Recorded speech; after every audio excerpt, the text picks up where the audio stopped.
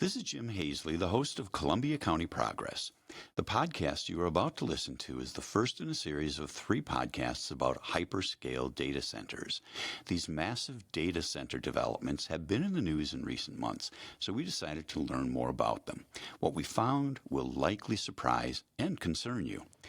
In this podcast, we talked to Trish Boehlke and Shawn Haney from the group No Data Center in Deforest. When they heard a data center might be developed in their area, they had a lot of questions. It didn't take long before they concluded this data center would not be good for their community.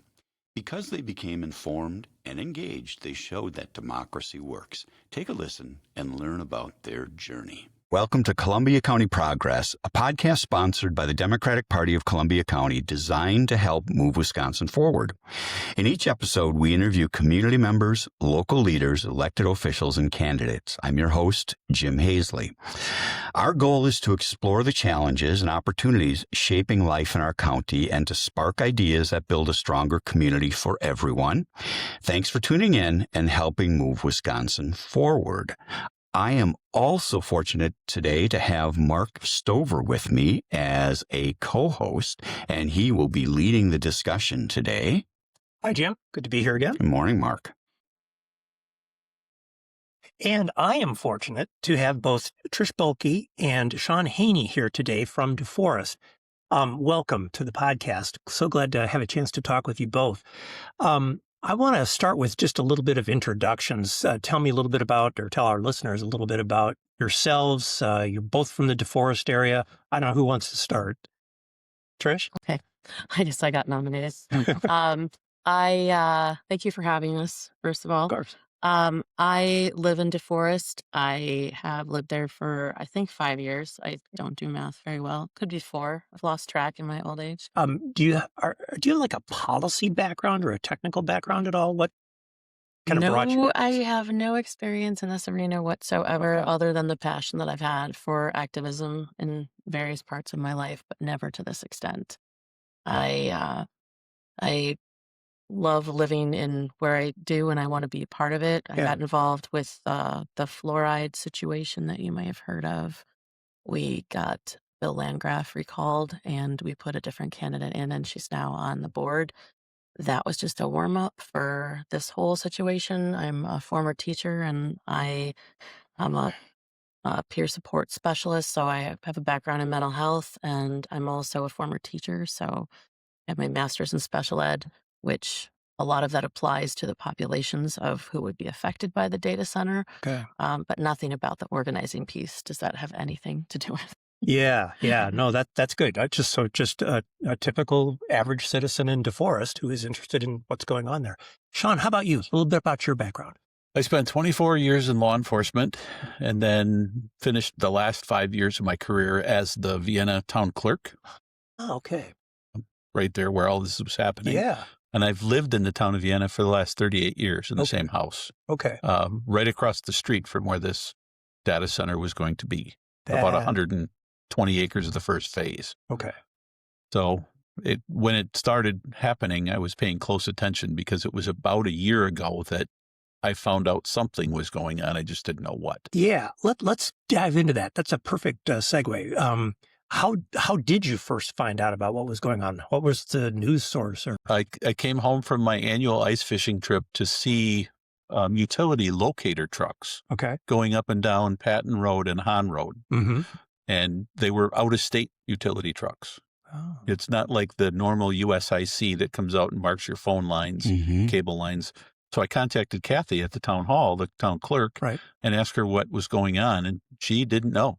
So she started doing some digging, and by the time I got back to Florida, she contacted me and said that some farmers in the area were talking about selling their land to a developer. Well, about the same time, my brother-in-law heard through a bar talk in Dane that Blue Star Dairy was looking to sell to a developer to build data centers. Okay. And that's how we found out. And just so we're talking geographically here, that data center site was planned originally east of Patton Road, north of County Road V, and south of Hahn Road, in that kind of general And west of Patton Road. So and west as well. Okay. About 120 acres of it were west of Patton Road, south of Hahn Road. All right. Okay. So, so you first heard about things when you saw some utility trucks or some surveying equipment going on out there. Trish, this started in Vienna, but I think you were involved in some of those early discussions at the town of Vienna too. How did you first get involved in this? Well, I had heard about it through social media, and my first thought was, what is a data center? Yeah. And so I did a little bit of research, and I was like, I don't want this here, especially since I didn't know how hyperscale it was. Even in a smaller scale, I was a little worried about it. And so I reached out to a couple of people that were involved in the recall with me because I figured now I have some experience and I know who to talk to. Mm-hmm. I even knew a couple of the board members. So, so we talked about it and we're like, we don't want this either. So we kind of were still on the fluoride issue and we were directed to wait till that was over. And I don't usually take no for an answer if there's something I really want to do. So I started pursuing it and I met Rhonda at a board meeting in Deforest because she lives in Vienna as well. And she wanted to tell the Deforest that they don't want this in Vienna. Please don't take the land from us. We know we don't want this here. And I was at that meeting and I started messaging her while she was still speaking. And I said, we need to talk. And then it was that same week that I don't remember how you guys hooked up, but it was that same week that was the Vienna meeting that never happened. That was at 1:00 in the afternoon. Yes. That's kind of where that's where the brainchild grew from there. So now you and Rhonda knew each other from previous. Yep. No. I met her at that board meeting. Okay. That was the very first time. Wow. Okay. So at this point, there's no data center development yet. It was still in the planning works. QTS is the company that was proposing this data center. Did either of you know, by the way, did either of you know each other before this whole thing? No. Okay. Nope. All right. So it's kind of interesting that events like this can bring neighbors together. Brings people together. So let's keep building this chronology now. So there were meetings going on in Vienna for a while before it actually the annexation part took place. So let's flesh that out first, and then let's move to the annexation. So we got a notice in late June about a meeting at the town hall in early July. Okay. QTS wanted to come in, introduce themselves, tell us what great things they do for their communities. So we get there, and there's probably a dozen QTS people with a bunch of giant boards stationed around the inside of the town shop. Mm-hmm. And they gave a little speech about how great they were and what they do, and handed out 5 checks to mainly community organizations that really don't have much to do with Vienna or Deforest. We described it as a dog and pony show, Mm-hmm. but they didn't answer any questions. They just said, "Well, we have this food. Go eat the food." This is the pig roast. Yeah, the pig roast that everybody refers to. And then they said, "Go back and talk to people that are at these signs, and they would tell you about it." Well, they didn't even bring a map as to where this was even going to be. We had heard rumors, Mm-hmm. but they never even brought a map as to where it was going to be. They didn't answer many questions. They just said, "We want to bring this to your community, and it's going to be a great thing." Okay. Initially, it was going to be 635 acres. They specifically stayed out of the Deforest ETJ area, Mm-hmm. which is where Deforest can control zoning. Yeah, let's define ETJ for our listeners. I think that's Extraterritorial jurisdiction, I believe. Okay. It's the ET. So we have ETZ, which is extraterritorial zoning, which only goes out 1.5 miles from the village. And I actually sit on the ETZ committee. Okay. For Vienna. This was outside of that. So they specifically, in their proposal to Vienna, left everything out of the village of Deforest because they didn't want to deal with Deforest. Mm-hmm. We found out later they had already been talking to Deforest through our records request. But at this meeting and the subsequent proposal to Vienna, they were specifically staying out of the village. They wanted the town of Vienna was in the process of updating their comprehensive plan. Right. And QTS wanted them to update the plan to include this area for the data center. Apparently, it wasn't happening fast enough for them. ultimately that's what led to them going back to Deforest, pushing it up to 1,600 acres to be able to get their connection inland to Deforest. And that's how it started working its way from Vienna to Deforest. That's very helpful. So those early meetings that were taking place out in Vienna after the pig roast, there were some subsequent meetings that people were talking to the board about their concerns about things. Were you guys involved in any of those? There really wasn't much discussion at the public level. It was, the town of Vienna representatives had some discussions with QTS, but there was no public meetings. Okay. Until the zoning came up. They were just trying to deal with changes to the comprehensive plan. Right. Which really never came public. And the comprehensive plan for the town of Vienna, I know it goes both ways, really focused on the natural nature of the area, the wildlife area that's over there near where you live, the focus on ag and farm kind of background. So this development would have been very different from that comprehensive plan intention. Back in about 2000, so I was also a town board member from 2005 to 2009. We are talking to the right guy today. Before I was elected as the clerk in 2011. Okay. So, and during that time, we actually updated the town land use plan, and some towns have a policy where you can build a house and do splits 1 per 40 acres. Mm-hmm. Town of Vienna went to 1 in 75. Okay. And if you, as a new person coming in at that time, wanted to buy 75 acres and build a house on it, you had to buy it, keep it for 20 years, then build a house on it. So we were trying to not become the town of Middleton or the town of Burke, where everybody could just come in and build a house wherever they wanted. Yeah. We were trying to preserve farmland. Right. And as an interesting side note to that, at one point during a board meeting, one of our board members did penciled out some numbers and just figured out that we have 4 times as many cows as we have people. Well, it is Wisconsin. It is. Trish, let's turn to you for a moment. You said that when you first heard about the data center going in, you did some research and tried to look into what data centers are. Tell us a little bit about what you found.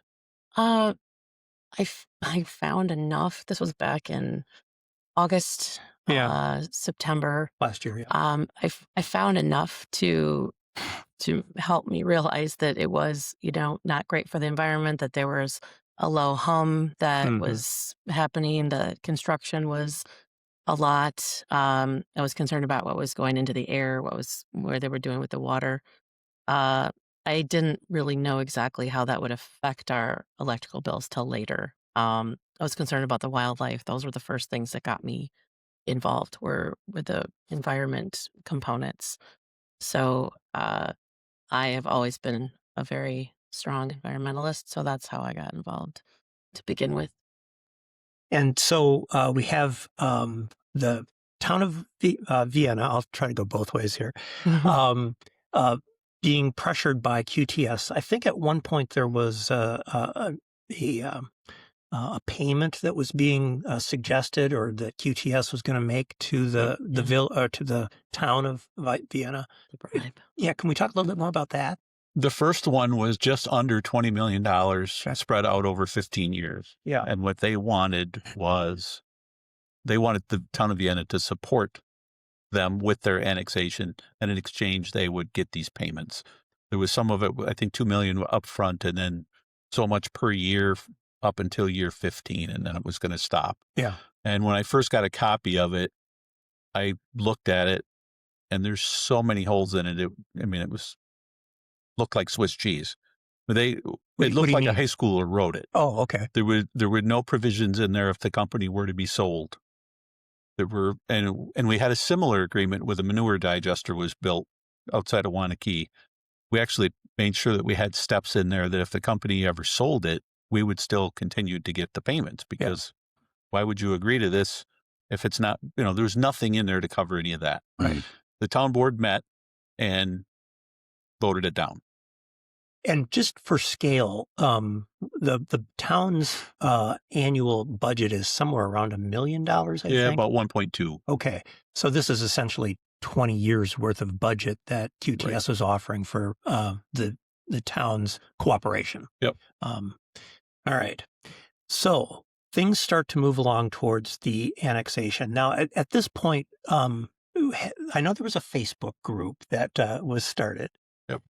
Was that? I started it. Okay, Shawn. With Rhonda's help. Yes. So we started it just to be able to get the word out to people about what was happening because it started rolling pretty quick in October. Yeah. And we got together. I've known Rhonda I've known her parents for probably 40 years. And Rhonda's sisters actually babysat for us when our son was little. So, we've known them for years. And we connected. I'm not even sure how, if we just started texting back and forth about what was going on. And she knew that we would be against it because it was right across the street from our house. Right. And then we ended up meeting at her house in late October. So it was the week that Rhonda spoke at the Deforest board meeting that I met her. Okay. That was a Tuesday. And then the special meeting on Friday at Vienna, I think that came out on Wednesday, maybe.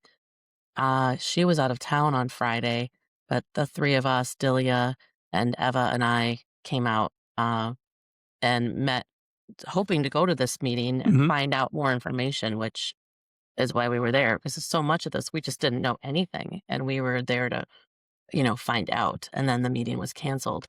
But that day, I also met Nancy Roth, who lives in Dane. She's on our team as well. And then Kelly Mack, who I knew sort of before from our kids being in hockey together. She was very involved with the auditor. She's a data center auditor. So we came together. Were you at that meeting too? No. Okay. I didn't think I met. I couldn't remember. I met Nancy that day. So so the following week we sat in Rhonda's living room and we came up with the plan.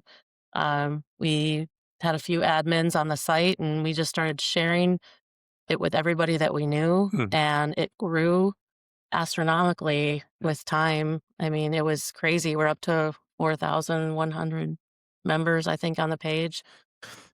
So it's pretty exciting to see how it evolved. So the Facebook group alone wasn't going to be enough, I don't think, in order to get things moving. You needed also to meet with people and get organized along the lines of how you're going to present things to the village as well as the town. So how did you prepare? How did you pull things together like that? I wouldn't know how to do that. What did you do? I don't know, instinct, intuition, throwing spaghetti at the wall and see what stuck, trying to hit it from all angles. It was something that was so huge and nothing that any of us had ever most people have not even encountered it because they're still so new. We just felt like we needed to hit it from every single angle to learn more and get people on board. So we just sat and brainstormed what we could do, whether we needed to get an email list out, how are we going to get the word out to people, how are we going to talk to the board member who was going to do research. It sort of felt like magic because we sat around that table. So interesting. I was from Deforest, Shawn was from Vienna, Rhonda was from Vienna, Eva was from Windsor, and Kelly wasn't there, but she's also from Windsor, and then Nancy is from Dane. So we don't all have the same political opinion. We don't all live in the same town, but we were all affected by it. And there was a central thing. And it was in that moment, right away in that moment where I was like, data centers might be the thing that gets everybody talking finally. And I didn't realize that was really true. But it was. Yeah. No, that's amazing. That's amazing. So, really just brainstorming and then whatever we could think of, some things didn't work as well as others, but really just getting calls to action out. What does the public need to do? Initially, when Shawn created the site, we didn't probably know that it was a page, and they realized that on a page, you can't get that interaction from the group. So then you guys created the group. So that was one of the things we didn't know is when you go in and do these things, do you do it as a page where we put things out, people can respond to it, but people can't post to it? And we figured out later that if you do a group, you can do that. So we actually have both. We had to because it was the only way people could add new posts to it. So we learned a little bit about that. Found out from one of the other groups Beaver Dam or Port Washington.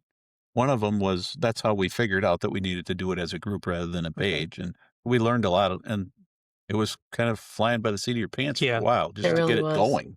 I give credit to those other that you just mentioned, like Port Washington and Beaver Dam and Janesville were kind of in it at the same time, if not a little bit before us when I found out. And so looking to them to see what they were doing was one way of spreading the word. And that was helpful. Also keeping the page public and helping so that anybody could be there and that anybody could post, that helped it grow. Eventually we had to kind of tie it down a little bit because it did get big, and then we had to have more of a handle on it. Yeah. I was kind of wondering if there were some, obstacles or things that it sort of started to create a life of its own that you had to control.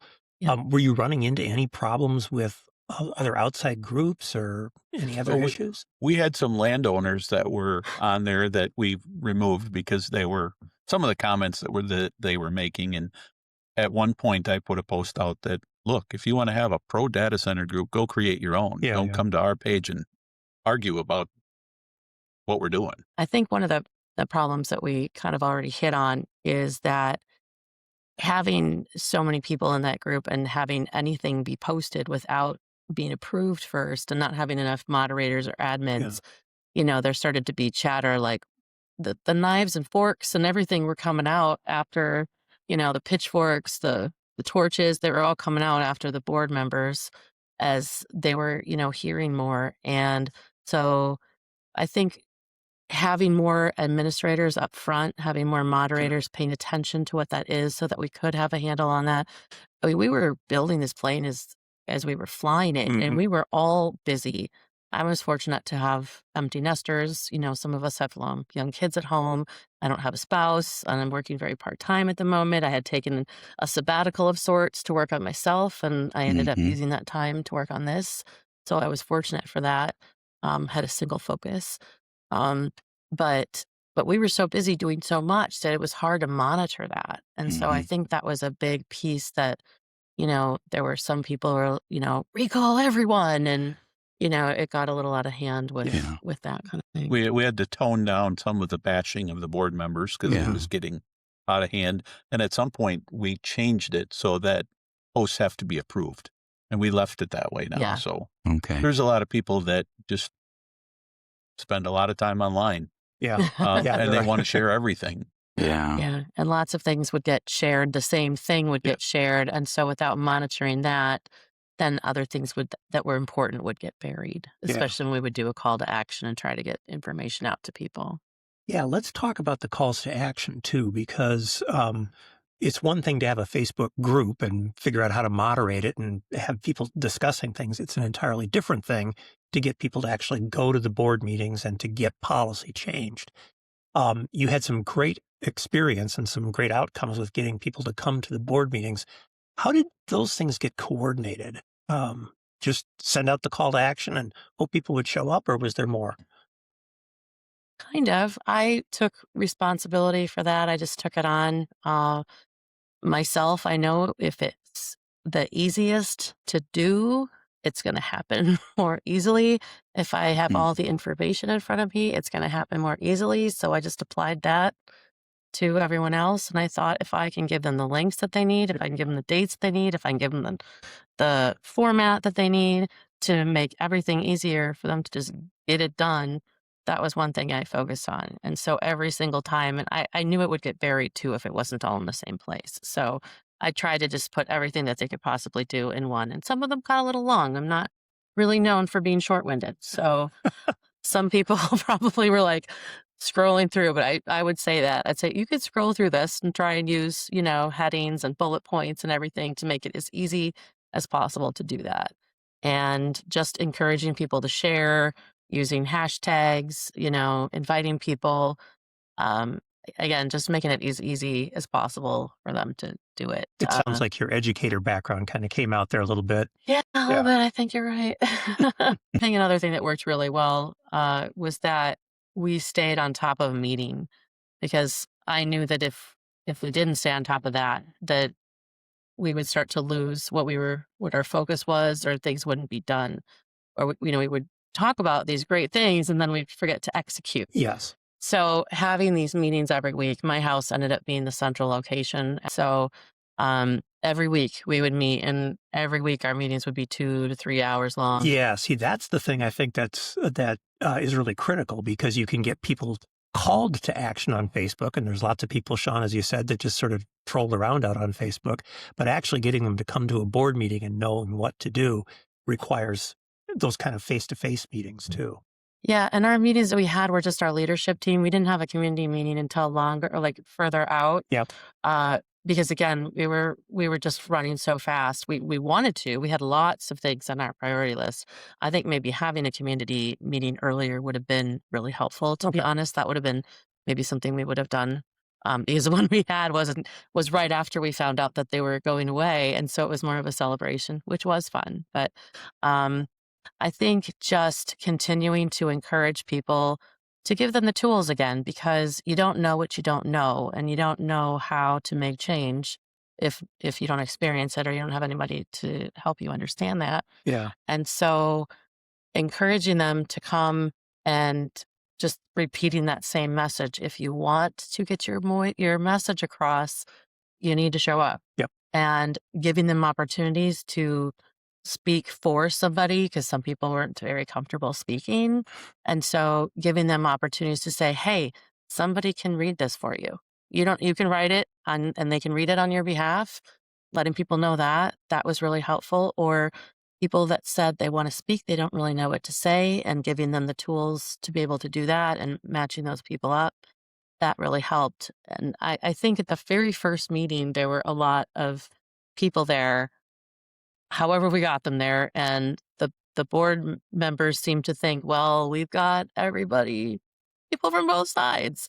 And somebody on Facebook came up with the idea, can we like do some sort of name tag or some sort of, like, can we wear shirts? Like we can't have signs, but what is going to show them that the majority of these people are not for this data center, so it's in their face. And so I created these they're just, the name tag badges that you write your name on. Yeah. And I just had no data center printed on them, and then we handed them out, put them in a basket. And I think people were encouraged by that too, because then they knew, hey, this is how I stand, and this, even if I'm not speaking, I can say how I feel. Yeah, you can see who else is there that might be somebody that you haven't met before that you'd want to talk to about their issues and concerns with the data center. Yeah, and I think to your point, also seeing that other people were going and then getting to know other people, it made it easier to come, because it was like, oh, these are my new friends. We're just going to hang out with them, and there happens to be a board meeting at the same time. Yeah, we'll go have a beer afterwards. Yeah, that happened a couple times. So you had the data center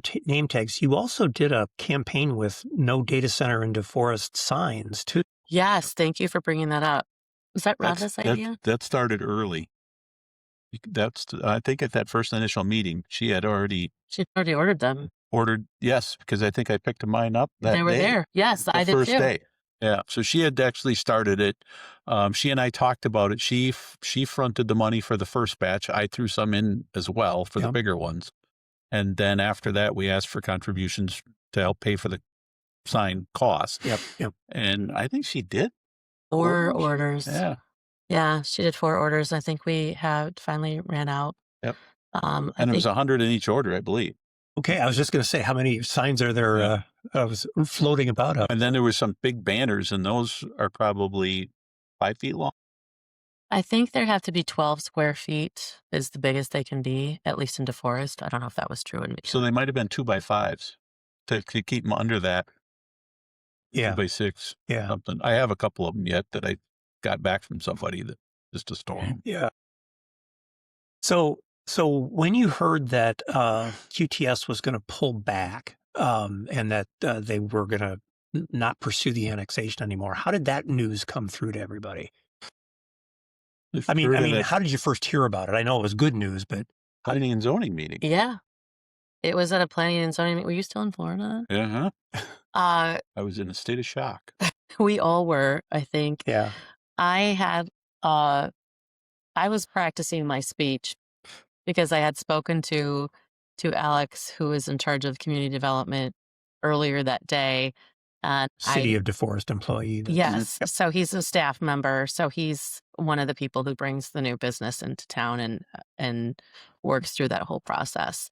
And I had been on the phone asking him some questions earlier that day. And the more I talked to him, the more I thought, he's a really nice guy. And I think he actually sees our side of things, but feels like he's maybe caught in the middle or has to be neutral because it's his job.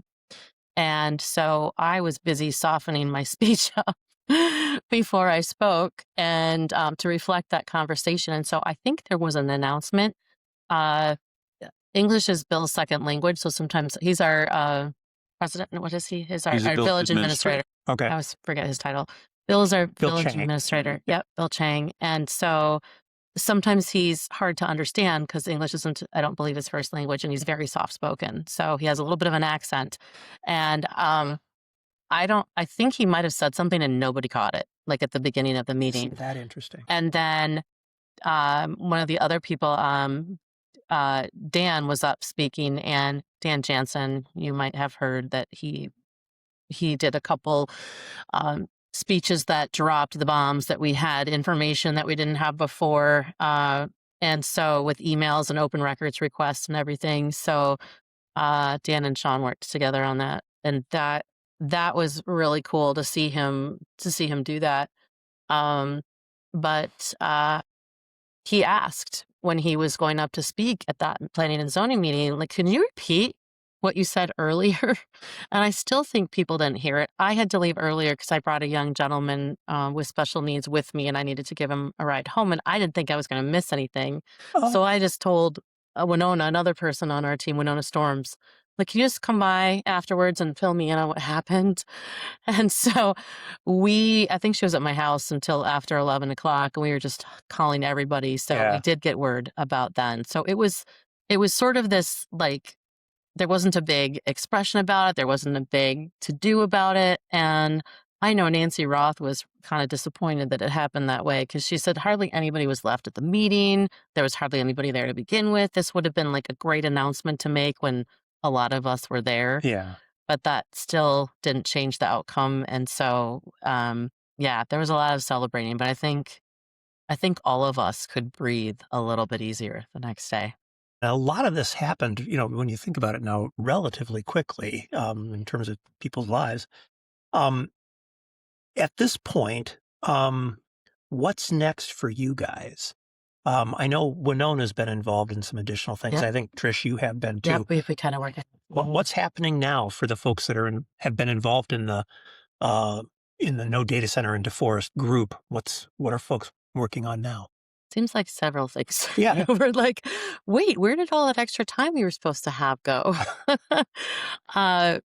Well, first of all, we're still kind of working at the local level because folks in Vienna are still pretty unprotected at this moment. Yes. And we don't know if DeForest is going to do some land grabbing, and they've got buckies that they want to put in. And that's been in the works for a while, but various things have fallen through as a result of that. Do you want to touch on that more? About Bucky? Just to explain it more. So we actually have a meeting at the Vienna Town Hall at 1 o'clock this afternoon with a couple of, the three of us are going to meet with them to see what we can do to help prevent or at least slow down the westward move of DeForest into Vienna, because that's the only area they have left. Yeah. They can't go north because of Windsor. They can't go east or south, so the only real place they have is west. Yeah. So we're going to see what we can do to try to stop that. Bucky's was 2022 was the first inkling we got about them coming to town. And this is a huge Texas-based gas station, filling station, kind of 125 gas pumps, huge station. I've been to them. I like the stations. That is not the location for it. They're trying to squeeze it into a 21-acre parcel. And it's just, traffic-wise, it's going to be a nightmare for anybody west of the interstate. Okay, I'll get off my little soapbox. And people really weren't paying attention to that back then, because it was the data center for a lot of people was their first involvement in local government. There were several people that were involved before and felt like DeForest didn't really listen to them anyway. We heard a lot of grumbling about how DeForest is growing too fast and how they were stealing land from Vienna and how all these things were happening. that people spoke out against and didn't feel heard. And so it's not the first time that this has happened. So Bucky's was already in the works, and then that kind of fell through for various reasons that I don't totally understand. But I think Bucky's wanted the taxpayers to pay for some of this, and so right now that's kind of where we're trying to. That's the way we're trying to stop it. I don't want it. Most of us on our administrative team don't want it. So we're looking at helping Deforest grow in a smart way and not too fast, and keeping the environment and the community in mind when we're doing that. And Bucky's does not fit that vision. Yep. It's also, if you will, a hyperscale convenience store. Yeah, that's a good way to put So it. there's Yeah. a theme happening here. Yeah. And so that is one thing that we're trying to do, but we do really want to protect Vienna. So, and then there's a few of us who have been into the meetings that we're doing as a state. So a lot of the municipalities that have been affected by this are. Now we're talking about data centers, the statewide coalition for data Yes, centers. I am done with Bucky's now, and now I'm back to data centers. Okay. So yeah, again, so many different directions to go.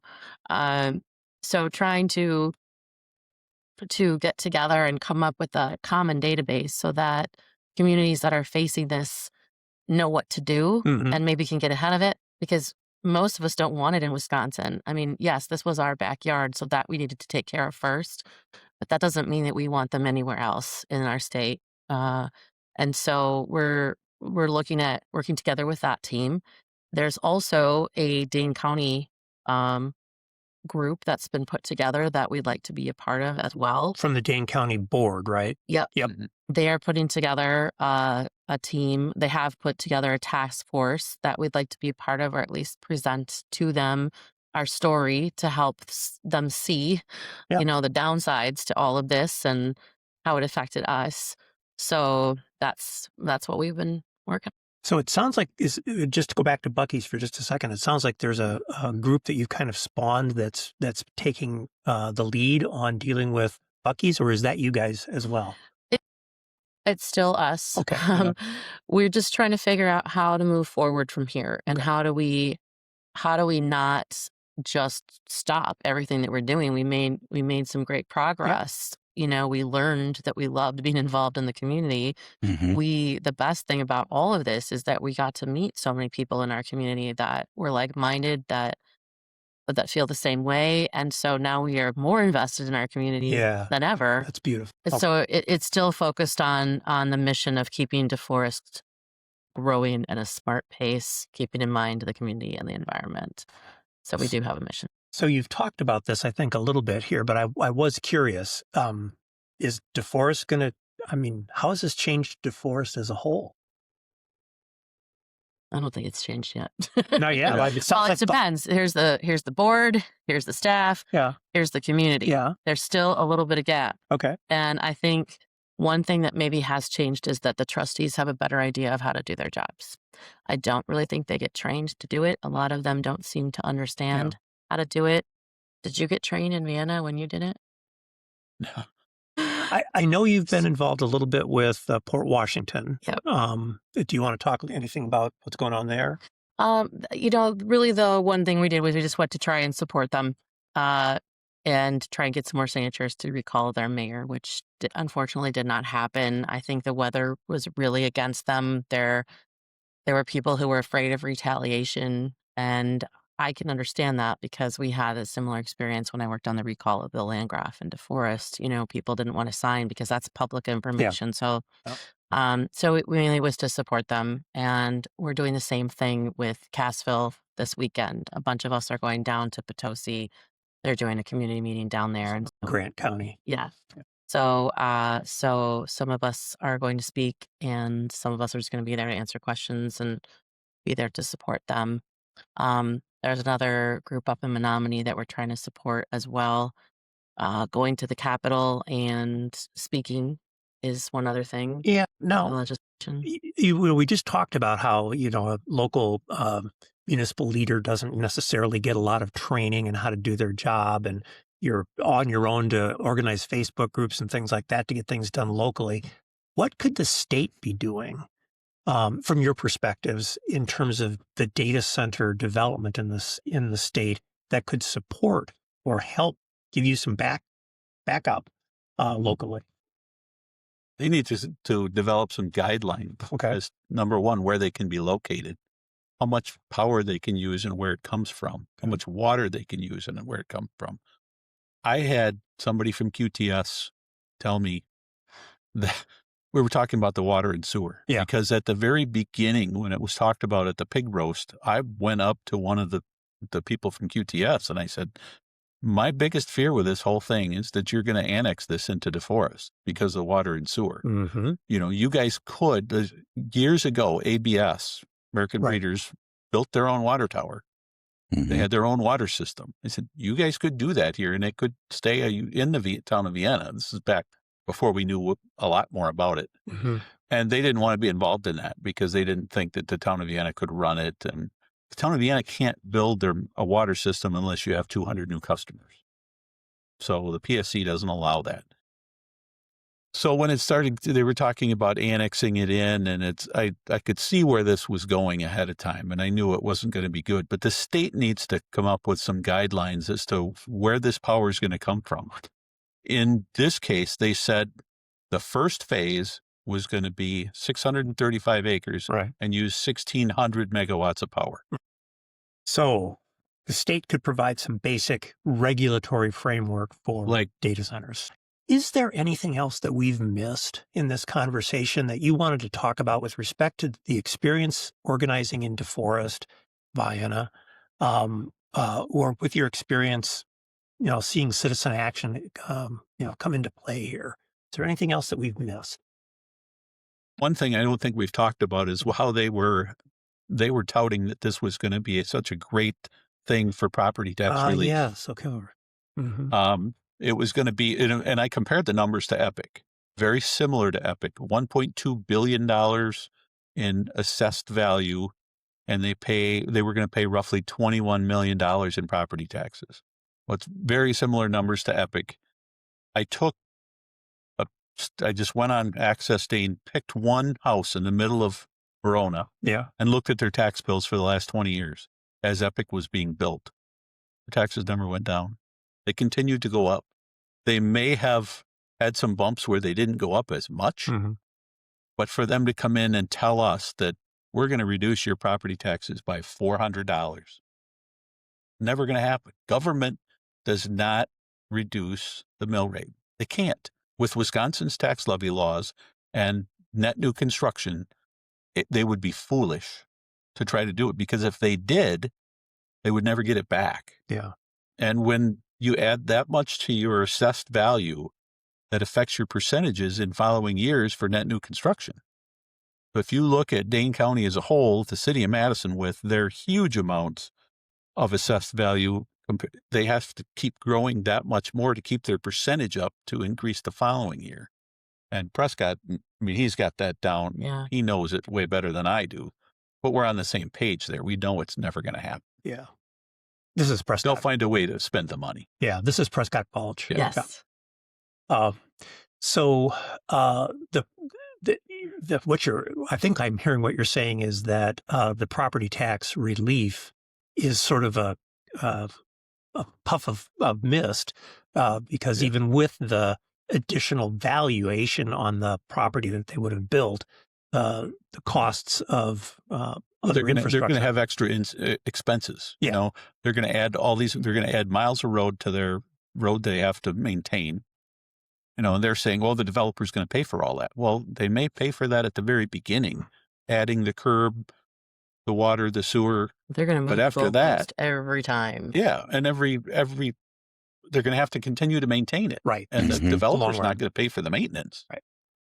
Yeah. I think Prescott, when he did the math, said that our taxes might go down $300. And was this really, worth $300, especially when you look at your electrical rates are going to go up. Yeah. So, it was a wash, would still probably be behind. Well, and the tax rates or your tax bill would go down $300 the first year. But then after that, as you're saying, things change. I'm still not a believer that it would happen the first year. Yeah, that was probably best case scenario, that it would be $300. So, Yep. and you can't trust anything that they're going to do because they have endless pockets. So slap fines on them all you want. They're going to do whatever they want. And then it's irreversible. Well, this has been fabulous. I really appreciate it. Can I ask a question? Yes. So I want to come back to a really basic level. We've talked with Cassie Steiner. And we got kind of her perspective on the downside of data centers. I'm wondering, what was your kind of elevator speech, your brief 3 points about why you were arguing against the data center in Deforest? I say the top one would be that this has never been done before. It's completely unregulated. We don't have any answers. You should never do anything when you don't have answers. The second thing is, in various other places, there's been so many problems with what they've had. So, they say that it's a closed water system or loop system. Does that mean that they're not going to drill and get any more water? Do they have to flush it? What happens if it doesn't work? They've never done anything at this level before. What happened? And then the electrical grid. We don't have enough power for the population. How are we going to put that into a system where we may not have enough electricity, or they use all of our resources? They've said that they can't keep up with wind and solar, so they could do that, but it's never going to be enough. We've already got another hyperscale data center being built in Beaver Dam and in Port Washington and now in Janesville. So how are we going to even sustain all of that? So those are the big ones for me. Yeah. For me, it was the power and the noise. Yeah, the noise is an underappreciated issue, I think. They have to run these giant chillers to cool that water, or as it comes through that cooling system. I'm literally right across the road from it. I'm going to hear it. Yeah, and we did talk with Cassie about long-term, even relatively low level, but 70 decibels, 80 decibels, long-term exposure to that kind of noise level can be damaging to hearing, mental health, a lot of things. Yeah, so it is really hard to do 3 points because there's about 15 probably for me, because you did touch on one of them that I did not mention in my top 3. Well, and, having looked through Senate bill and the Assembly bill, one of the requirements is that 70% of the total annual electrical energy used by the data center must be derived from renewable resources.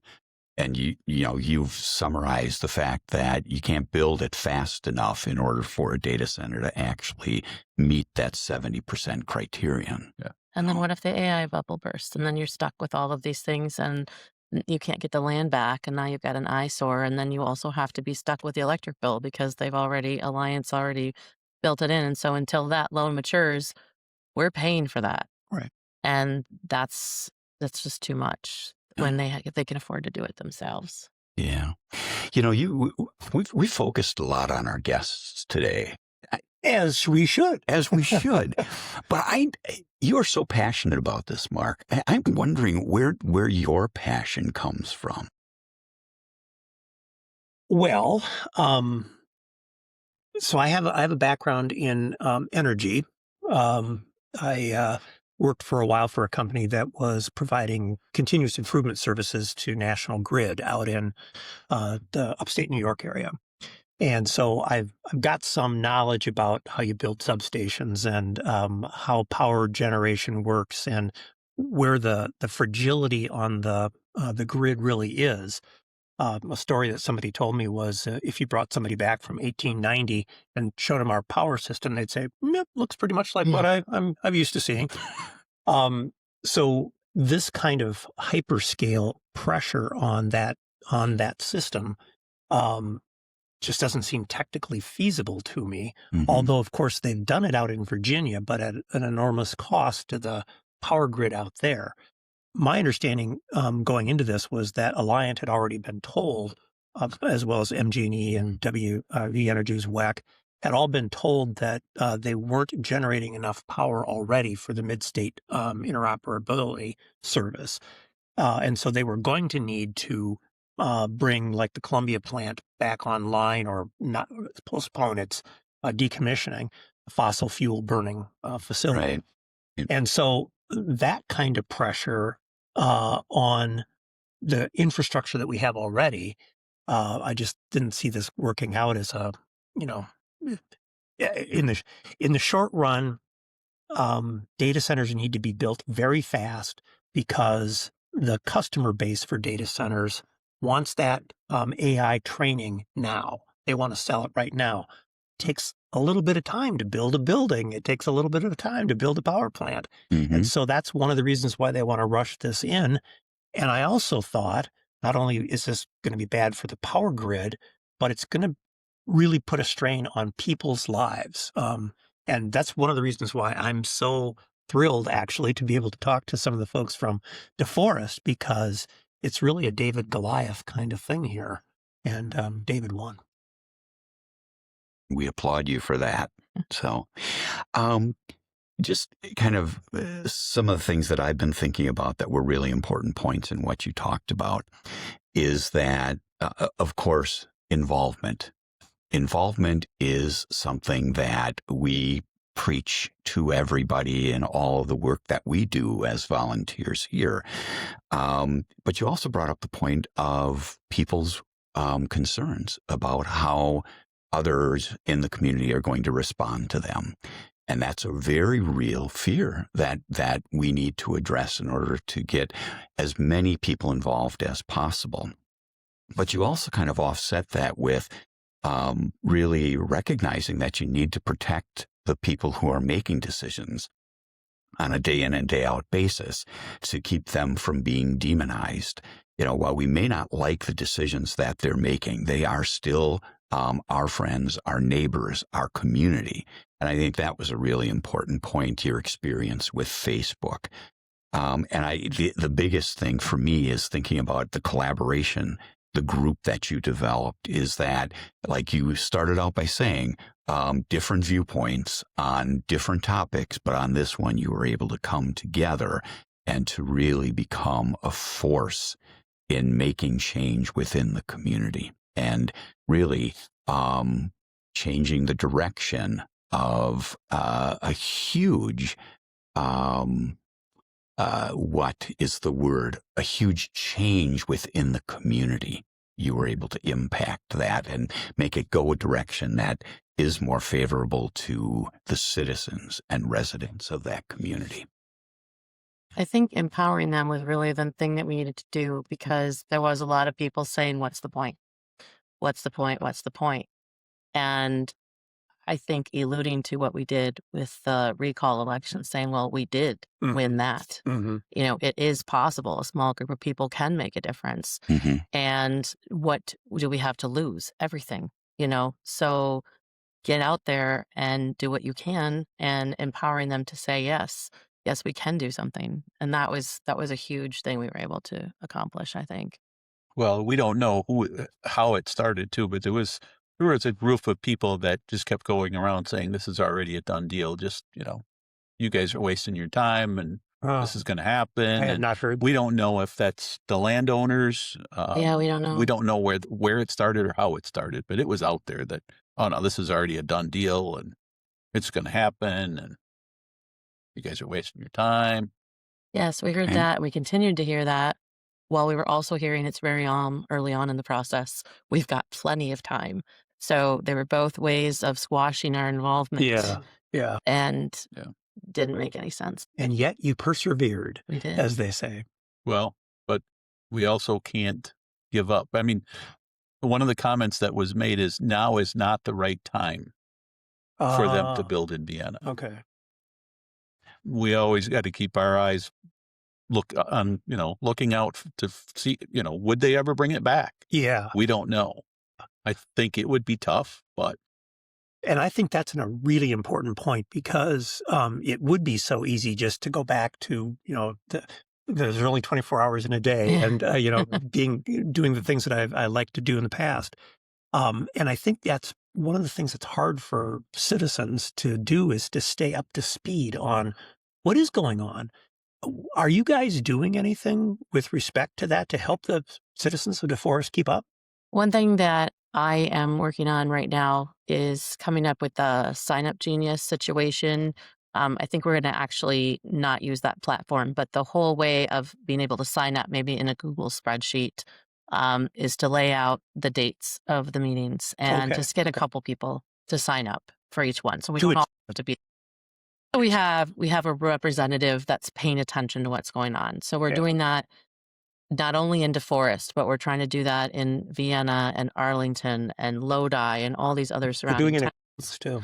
Because, Rhonda really showed us that example to start with, because if she hadn't come here to that Deforest meeting and I hadn't been there, I don't know how much of a handle we would have gotten on it. I mean, eventually, Yeah. with Shawn and Rhonda starting the page, they would, but it really took a group of people and all of our contacts and networking to do that. So trying to stay on top of that without all of us having to go every single week Right. so that we burn out is how can we take turns and then bring that information back and have a doc within Google Docs so we can all share that information too, so that we are, having heads up. And that's one piece of advice I could give to everybody to do, is to stay ahead of things. I mean, we didn't have any NDAs and we were still behind. I mean, I learned from talking to my contact at ATC that this has been going on since October, November, December of 2024. And QTS confirmed that. Deforest did not. So, you don't really know what your village is doing, your town is doing. You need to really pay attention. Well, there's the old saw that democracy is not a spectator sport. And so getting involved and finding ways to help people stay involved without overburdening them, that's a brilliant approach, I think. And we think that Alliant Energy we know that Alliant Energy is the one that brought them here. Yes. Because of the substation and working with them in Cedar Rapids. Yes. So the next question is, what else does Alliant have on their radar? I really appreciate you coming in. And, of course, what I mentioned before we started recording is we're trying to put information out so that people can talk to one another and so that the public can make good decisions through the political process. That's what we're all about. To do that, you've got to have information. And so it sounds like it took maybe it was a difficult decision, the freedom of information requests that you had to submit. How did you feel about doing that? Was that something that was uncomfortable, or were Not at you all. just I not had at all? no problem doing that. Okay. I wanted answers. I mean, I was able to get the answers. I just passed them on to the other people who had more time and understanding. Yeah, when I was at the sheriff's office in Dane County, I was actually the records custodian for 3 years. I was on the other end of it, responding to all the records requests. Sure. And a lot of the stuff that we were doing at the time, we couldn't release because they were active cases. Okay. So I still have the template of reasons to not release records, and quoting the statutes to go with it. Okay. So now on this side, I'm on the other side of the table looking across, and I'm waiting for them to come back with the reasons I would have given to not release it. And they gave it to us. So it's like, okay. Problem is, we don't know if we got everything. We don't. I still have 3 records requests pending from 5 to 6 weeks ago. Okay. And I was told I'll have them by the end of this week. I don't know if I will. And they're self-reported.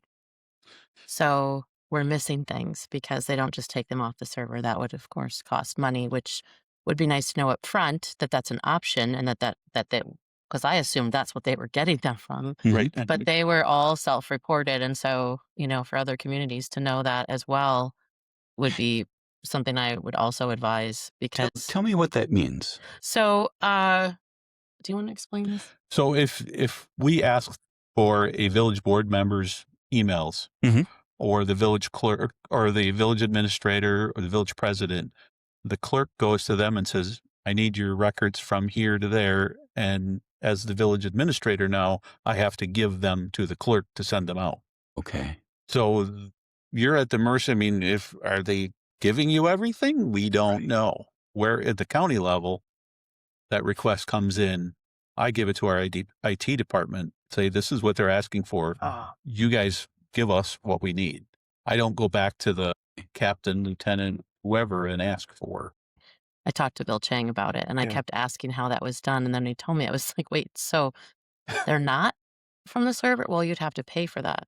Well, it would be nice to know that up front, that that's what we were getting, because we had the money to pay for it. We probably could have, we had more time at that point at the beginning. Yeah. Well, anything else, sir, that you had on your agenda? Really, other than to say thank you for... Yeah, I know. I just wanted to say it's been a real treat for me as somebody who's sort of been on the sidelines kind of reporting and watching what's going on because I don't live in Deforest. But it's been a real treat to actually get a chance to meet both of you and talk with you about this. It's just terrific. So Thanks for having thanks for us. being here.